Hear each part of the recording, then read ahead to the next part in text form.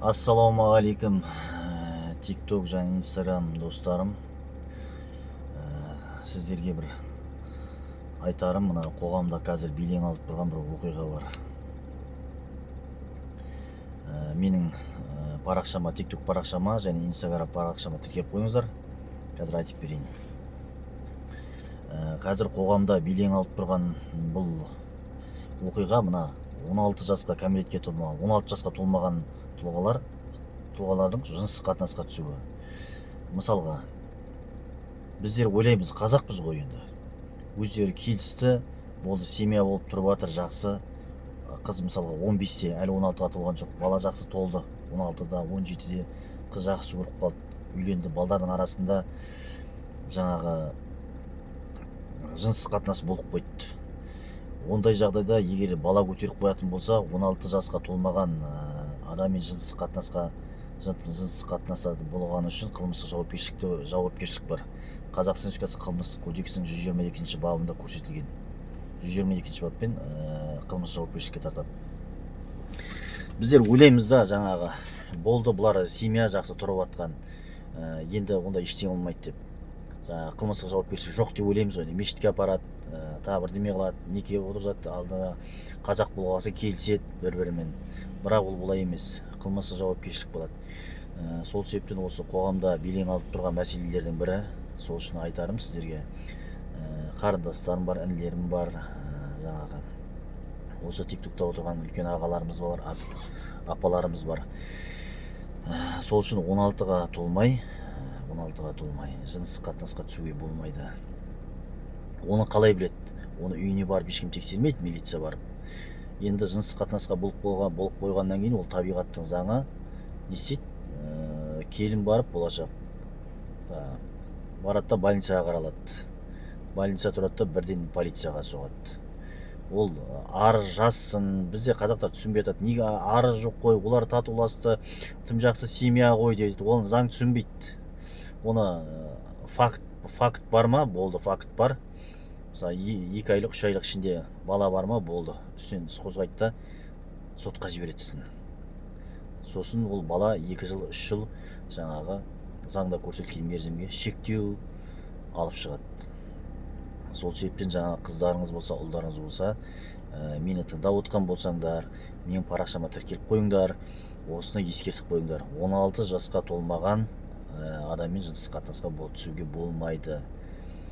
түсуге болмайды. Болған жағдайда сақтану керек. Оны барып милиция үйіне барып, сен 16 жасқа толмаған екенсің, сен жыныстық қатынаста болыпсың деп іздеп жүрмейді оны. Оның жаңағындай бала көтеріп қоя ма, аяғы ауыр болып қалды ма, барады, больницаға барады, тіркеледі.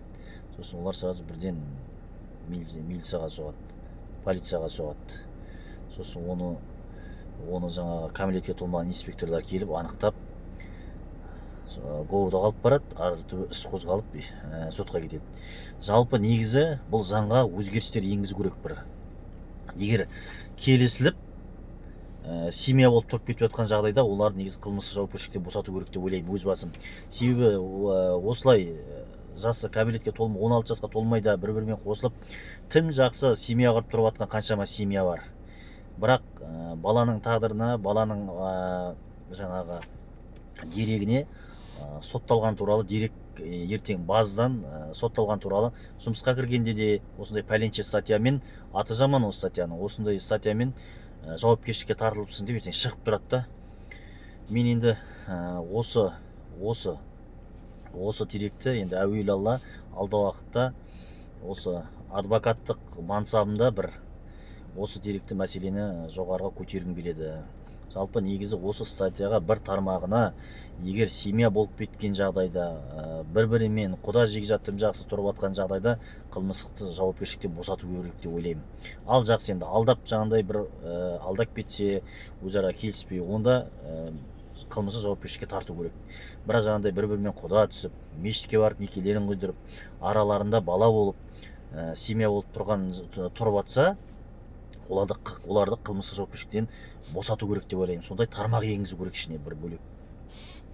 Себебі тым жақсы семья, бірақ былай қарап отырсаң, енді болашақ әке тым жақсы тұрып жатқан семьяның отағасының былай қарап отқанда оның жаңағы соттылығы туралы анықтама сұраған кезде андай статья жазулы тұрады да, ол негізі былай қарап отырсаң тым жақсы тұрып жатыр бір-бірімен, тым жақсы семья. Сол себепті де мен осы адвокаттық мансабымда тап осы мәселені алдағы уақытта көтеріп, шама келгенше жеткізе алғанымша жоғары жаққа жеткізгім келеді енді парламенттегі депутаттарға. Бұны енді жоспарда бар. Мен сіздерге былай болады, былай бүйтем, сөйтем деп ештеңе уәде бермеймін, бірақ жалпы өзімнің ойым. Сау саламатта болыңыздар, аман болыңыздар. Қыздарыңызға, ұлдарыңызға осыны айтып ескерте жүріңіздер. Мен сендерге 12 жылдан астам тергеу саласында қызмет еткен, жалпы стажым 25 жыл ішкі істер органдарында қызмет еткен қызметкер ретінде, қазіргі енді адвокат ретінде сендерге айтып отқан ақылым бұл, кеңесім. Сол себепті үйде жаңағы отырасыңдар, кешке шай ішесіңдер, тамақ ішесіңдер.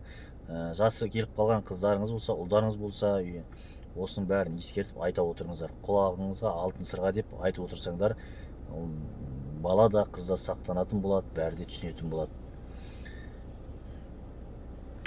Ал жақсы, сау саламатта болыңыздар, аман болыңыздар. Осының бәрін ескертіп, үйдегі өскелең ұрпаққа ескертіп отырыңыздар.